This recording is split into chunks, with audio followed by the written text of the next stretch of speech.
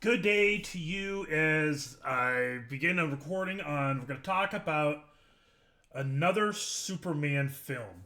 Uh, During the last several months, I've been kind of working through streaming services and watching various Superman movies, TV shows, animated stuff, and it's kind of to help me kind of get into the mode to get ready for the new Superman movie that's going to come out in a few weeks. Well, last night I ended up watching Batman versus Superman: Dawn of Justice, the Ultimate Edition, um, and not the the theatrical version, but the Ultimate Edition. The Ultimate Edition's runs 3 hours and 2 minutes. By comparison, the regular version is 2 hours and 32 minutes. So they add on exactly 30 minutes. And I will say that the 30 minutes they add on, they make good use of it. It is definitely better than the version that was released in theaters. And but I'm gonna say, and you can see right there, you can see my review score on Tracked.tv. I gave it a 7 out of 10. Um, I think if I were to be reviewing the standard edition, I'd probably give it a 6. So just to show that it is a little bit better. Um, the movie is kind of frustrating, honestly, to watch, and for a multiple of reasons. And understand the review I'm about to give, it's got spoilers, and I say that because I feel like some of the things my criticisms of it, um, will tie to that. First off, like I said, the movie is frustrating because at times the movie is legitimately really, really good. Uh, the movie begins um, where we kind of get the flashback to all the devastation and the destruction in the first movie. And it's Bruce Wayne who's running towards one of his buildings in Metropolis and trying to get to his employees. And there's all this devastation going on in the midst of the battle between Superman and General Zod. And it's this, it's a very intense scene. And so the scene, when I watch it, I mean, this opening scene, it introduces us a little bit to Bruce Wayne, and it shows that he's compassionate, he cares about his employees, which, okay. There is a moment early on that I think is in that part that I think is really heartbreaking, where he's holding this little girl and he says, hey, we're gonna get you to your mom and dad, and can you tell me where your parents are? And then the little girl points up to the building and it's burning, it's destroyed, indicating that her parents just died. Which, that's a powerful moment, but there's a couple things. I mean, the one thing that does bug me already in that scene is I this is something that come up throughout the movie, is the relationship between Gotham City and Metropolis. I don't like that the two cities are just right across the bay from each other. So it's kind of like Gotham is Newark, New Jersey, and Metropolis is New York City. I don't really love that. I kind of more like the idea that they're in different parts of the country. I think that works better from a story standpoint. And it also kind of, raises the questions like, why did you take a helicopter to get there? Wasn't there another way? Possibly. I don't know. But anyways, but I mean, it's a nice opening. It's good enough. The way they do Bruce Wayne and Batman, I'm going to just note, a lot of my criticisms are not going to be against the cast. I actually think for the most part, and there's going to be an exception, I'm going to get to it, but for the most part, I actually do think Zack Snyder does a very good job at casting. I think Henry Cavill was a well cast Superman. I think Amy Adams was a well cast Lois Lane. I thought Gal Gadot did just fine as Wonder Woman. Ben Affleck was 85% of a good cast as Batman. The main issue with Ben Affleck being Batman or Bruce Wayne is the fact that he's Ben Affleck. And it's really hard to watch it and not think. You're supposed to be thinking, okay, this is Bruce Wayne, this is Batman. But you don't. You think, hey, this is Ben Affleck. You see more Ben Affleck than him. That's kind of the downside. You don't, when you're casting a character into a superhero role, you want to be, it's kind of the thing is you want to be careful not have too big of a star because the star himself will overshadow the character. And that's kind of what Ben Affleck does with Batman. But I mean, he does good with. Otherwise, I think he does fine with what he has. I like Jeremy Irons is as Alfred. I thought he did a good job. I mean, there's a lot of good casting here throughout the film. The exception I'm going to get to in a little bit. But like I said, a lot of good casting. But the thing is I don't feel like he got the characters. Lawrence Fishburne, by the way, another one. Lawrence Fishburne, I thought was an excellent Perry White. I think he's one of the best Perry Whites that I've seen. The problem is there's so many examples in this film of him not understanding the characters he's writing about. It's supposed to be an older Bruce Wayne, older Batman, but it doesn't feel like Batman. And that's not on Ben Affleck, it's on the writing. The writing does not feel like this is Batman. Batman's supposed to be like hyper intelligent. The whole thing of Lex Luthor playing him the way he did through that time period. I mean, yes, Lex Luthor kind of has done that, but I feel like Bruce Wayne would be really, really close step with him. I mean, like not noticing that certain checks aren't getting paid. These checks things. I don't see that. That's not Bruce Wayne. Bruce Wayne is supposed to be very, very intelligent. And I don't know if they perfectly got to that.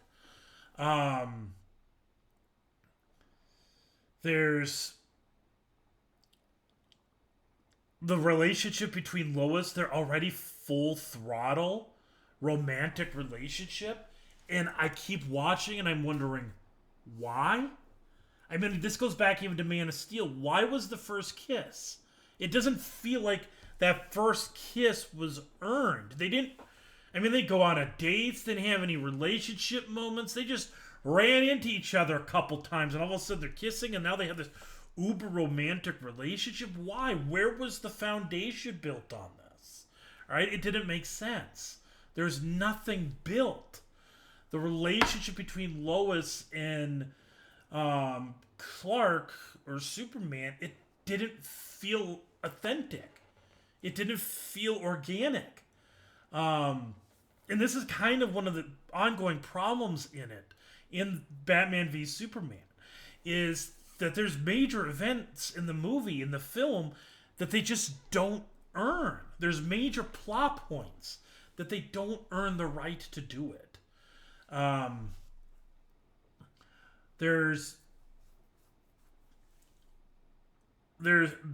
They bring in Jimmy Olsen. They bring in him as a photographer. And he's nothing like Jimmy Olsen, not at all. And I don't know what's this deal with the last 20 odd years of people making, the Supergirl TV show.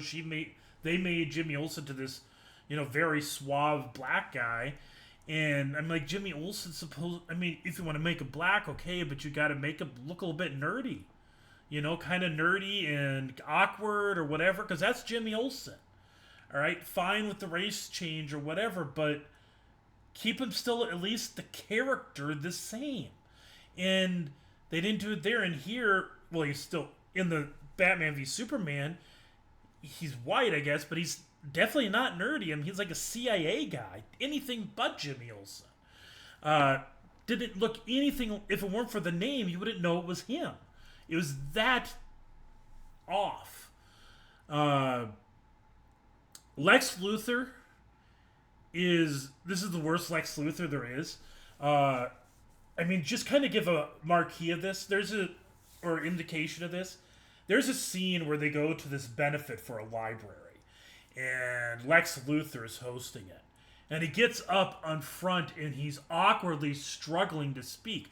That's not Lex Luthor. Lex Luthor does not struggle to speak. He's actually very well spoken. He's supposed to be highly intelligent, highly gifted speaker.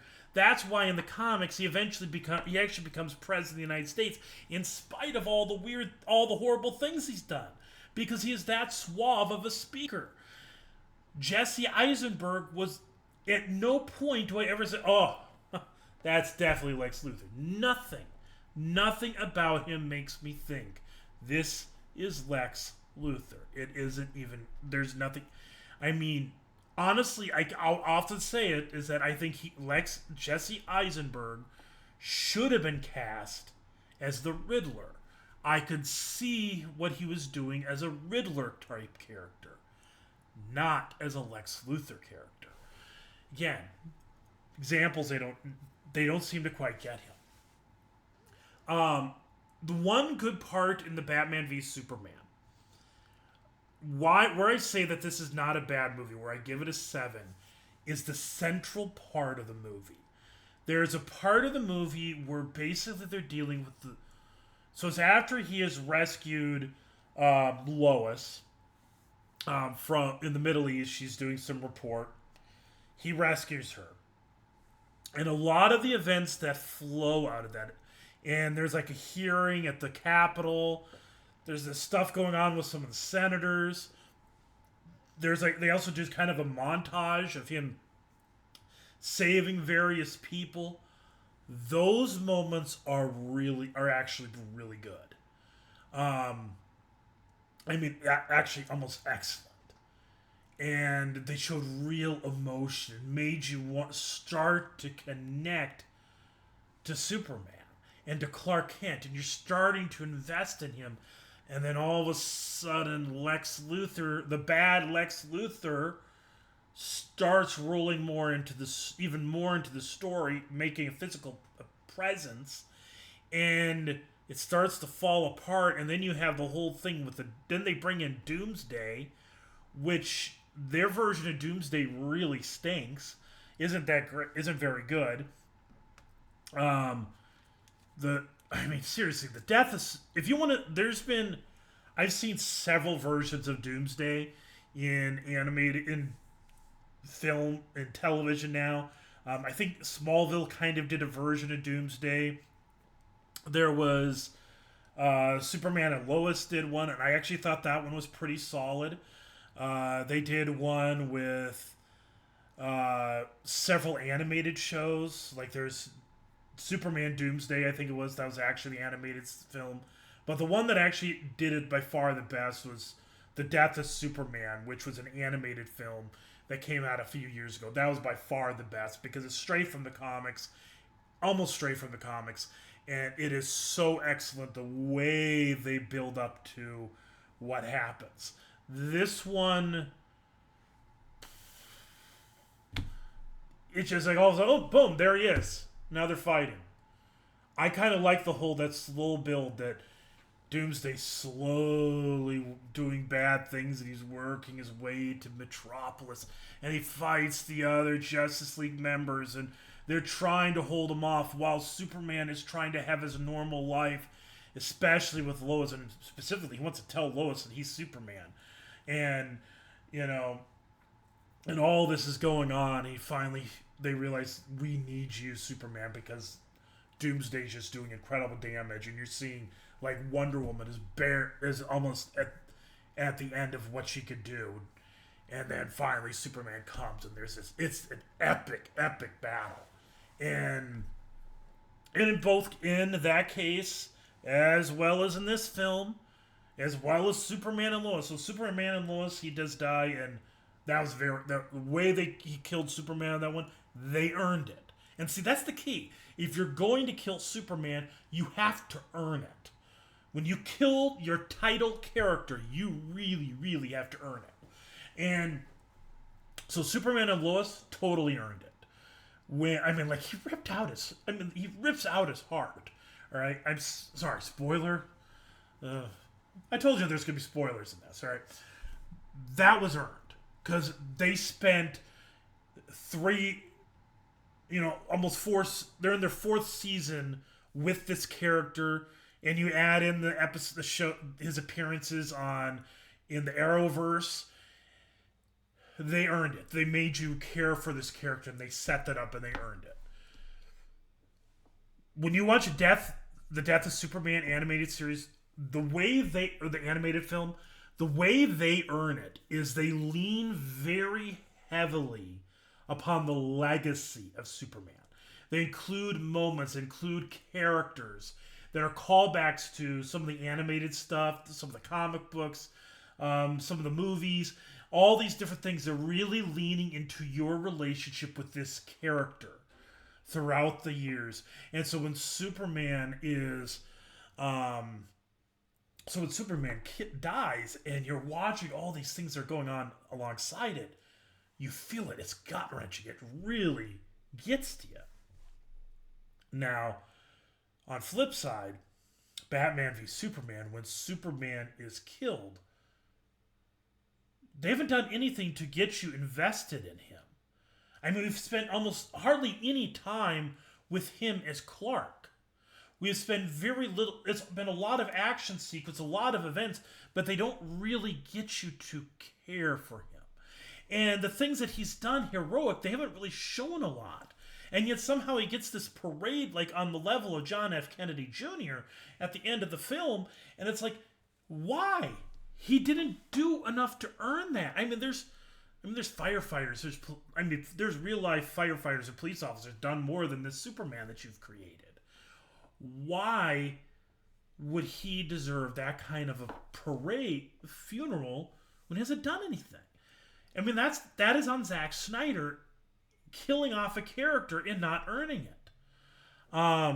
He didn't give a reason for us to care that he died. At the beginning of the Justice League film, they're going to build off of that. And again, they haven't done anything to make you care that he had died. They hadn't earned it. And again, this is very poor writing. It's, and this is a follow up another thing that they brought out the Batman v Super. They had Batman versus Superman. They actually fought each other. They kind of, and they used the suit that is reminiscent of what you see in Dark Knight Returns, which is the very famous graphic novel by Frank Miller. But again, that's a battle that was earned. The fight between them was earned. They didn't earn this fight either. It's like, I couldn't get invested. Did it look cool at times? Yeah, it looked nice at times and had its moments, but it's like, again, they didn't earn it. The storytelling quality is so lacking in the Snyderverse. And this is, people, I know right now there's a lot of people like restore the Snyderverse, restore it. I'm like, he didn't take advantage of what he did. Why? The honest question. Is there parts of me that would love to see? So, for example, they have,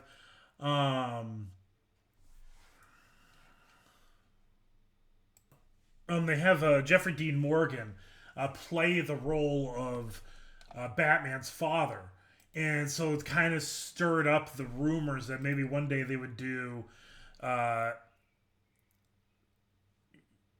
Flashpoint with him as Batman. And that would have been cool. I would have loved to have seen that because I think Jeffrey Dean Morgan would knock that role out of the park. And who knows, maybe it's still possible in the James Gunn-verse, or whatever you want to call it. But they do some of the Nightmare flashback, and they do this whole thing. Clearly, something happens to Lois in the dreams, and it caused Batman to go off the reservation, but it's like, again, it's like, I wonder if they, even if he did that, I don't feel like he would earn it. I think he'd show it happen, but he won't get you invested enough in Lois or in him to actually care. The way that the comics do, the way some of the animated films do, they don't. He doesn't do. Zack Snyder's really good at the visuals. I mean, he is. He's excellent at the images. I mean, at times it's almost like a painting, almost like it's ripped right out of the comic book at times. And there's sometimes he does really well with the visual quality of it. But when it comes to that storytelling, that connecting the characters, because this is one of the things that Marvel excels at, and I wouldn't be, people are getting all critical on James Gunn, and they're like, oh, this guy doesn't do any good or whatever. I'm like, I think this is why you need James Gunn, because James Gunn is the guy who got me to cry, get pretty emotional during the moment when a raccoon is talking to a tree, because he got you invested in a guy who the only words he ever says is "I am Groot," and James Gunn was able to get you invested in that character. And same with Rocket. How many he got you invested in Yondu? He got invested in the talking raccoon. I mean, that's what the third movie really got you. It really drew you in. The biggest weakness of Batman v Superman, the biggest weakness of the Snyderverse is he can't create a care for the characters he's writing about. And James Gunn has a track record of doing that. And I know people are thinking that, hey, it's just going to be jokes. And I don't think it's going to be. He had a lot of jokes in Guardians of the Galaxy because that's what Guardians of the Galaxy is. He's being respectful to the content. It makes sense. It goes with the characters. That doesn't mean he's going to do that with Superman. I mean, there'll be a humor here and there. That's fine to have a little bit. I mean, we don't need to all be prudes and be void of any level of joy or humor. It's okay to have a little bit of it. But I don't expect it to be on the level that Guardians of the Galaxy was, because Superman isn't that type of a character. And usually his humor is kind of dry and deadpan. Well, not quite as much as Batman's is. But, I mean, Batman and Superman both have history of having some level of humor. I mean, watch Batman the Animated Series, or any of the DCAU, DC Animated Universe. So, I know I'm just going through the review and reaction to the movie. There are themes I could talk about theologically.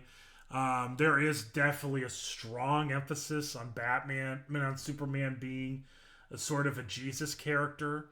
You see this with the way he dies. He's pierced, into the heart, like the death pierce that Jesus endured on the cross. He's draped in his cape and lowered down. It looks very similar to the Passion of the Christ, where Jesus is draped in a purple robe and he's lowered down, and then he's being cradled by Lois, very similar to a lot of paintings show Mary cradling the Jesus when he was crucified. There's a cross in the back corner. Batman and Superman standing over it, almost like a pair of angels. And there's kind of they kind of set you up for this several times throughout the film. I mean, there's one scene where you see Superman flying in the sky in the distance, almost reminiscent of some of the paintings for the Ascension of Jesus. I mean, so there are things like that where they definitely play into Christian art and Christian imagery. And I've had this discussion with people before, but James Gunn, Richard Donner in his 1978 Superman film, he was pretty intentional, where he was actually even trying to bet and kind of allegorize some of the Christian message. I don't think that's going on with Snyder. I think Snyder just likes Christian imagery and Christian art, and he's just incorporating into it. I don't think he's giving a huge thought to what he's doing. I mean, yes, unintentionally there's a little bit of Jesus, but the problem is the only problem with that is who did Superman sacrifice himself for? I mean, if he didn't do that, I mean, nobody was in danger. I mean, seriously, the whole Doomsday thing was just targeting him. Didn't attack, it literally attacked no one else but Superman. Now, the thought is that if Superman didn't stop him, he'd turn loose on others. Fair enough. But it's like, but you just don't get that vibe that he was saved anyone. One thing I found kind of ironic is the film is really in love with Christian imagery. But when they do the funeral for Clark, so that is, which is in Kansas, it felt so hollow. And again, this is a case where the animated or the comic books do so much better with his death. But when they do it, it's like, for one, it's like you're all up about the Christian imagery, but why wasn't he buried? Why wasn't his funeral in a church? You know, I don't get this really weird thing is, in Superman for All Seasons, he has actually a really good conversation with the pastor, and they definitely give this inclination that Superman is a Christian. That probably, I think, according to the comic books, I think he's Methodist, maybe. But anyways, I honestly expect that Clark Kent, being from Smallville, Kansas, his funeral would have been in a church. It would not have been in his house. Oh my goodness. Having a funeral in a person's house, that's just weird. I guess maybe that happens in parts of the country, but in the Midwest, that is really rare. I don't know if I've ever even experienced it. Pretty much every funeral is either in the church or in the funeral home. And I thought it was really even interesting where there's this little point where Martha, like, right away says, well, I guess I better pay she goes, well, I guess I better pay the funeral director, which, for one, kind of just a little tidbit. If you're in a smaller town, you might call him by name because you know the funeral director, but by name. But the thing is she didn't really feel the emotion of it. And I thought that was quite appropriate because that's how the audience feels. I don't feel any emotion over him dying. But again, because they did not make me care about him. They really, really failed through 2 movies to get me to care about him, to care that he died. And it's no surprise that his mother, who's barely in the movie, doesn't seem to care that he died either. I mean, granted, she probably had the best scene in the entire Man of Steel.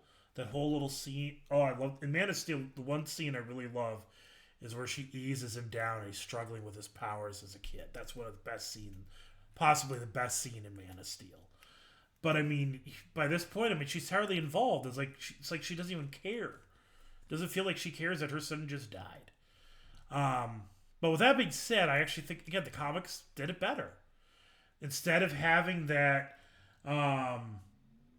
he died, instead of saying that Clark died, they said that he's lost or he's missing. Because it's kind of like they're leaving the door open for him to come back.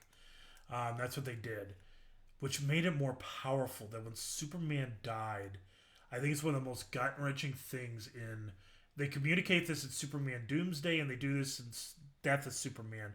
Both two different animated accounts of the Doomsday battle. Is the reality that when Superman dies, that his parents can't mourn like parents because nobody knows that they are his parents.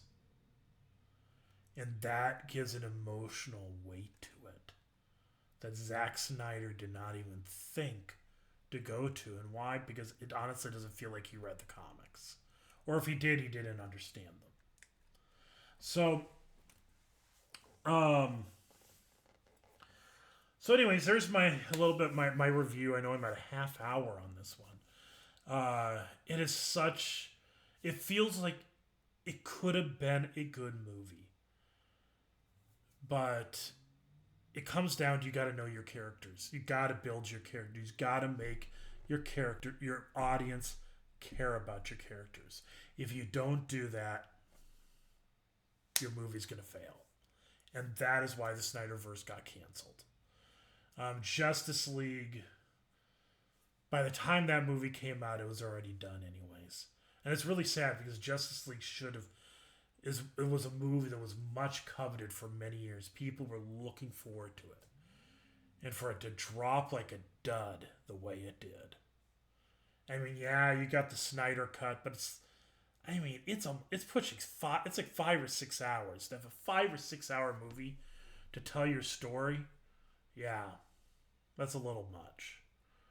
So, anyways, there you go. I know people are gonna have different thoughts, and I'll probably, by the very fact I talked about this, there'll probably be a few laughter emote reactions on Facebook or whatever, because that's how they always are. Um, anyways, have a good day. God bless.